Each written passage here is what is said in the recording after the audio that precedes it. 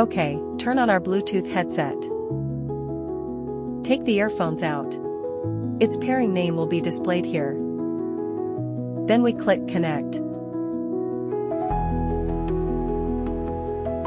Then return to the interface of our app.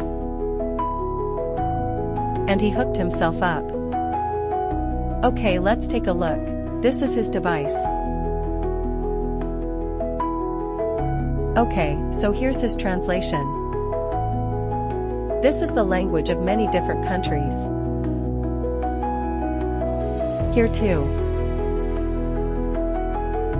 Then let's try it out.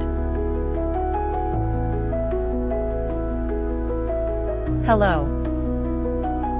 What's the weather like today? Okay, let's take a look at that. There are different models here.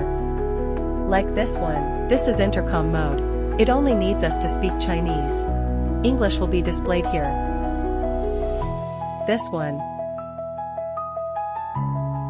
Okay, this model. He is the translator from both sides. The above is Chinese. The following is in English. Okay, let's exit the interface. Take another look. This is his conference assistant. When we have a meeting, we just click record. After the meeting, he would record our voices himself. Then form the text.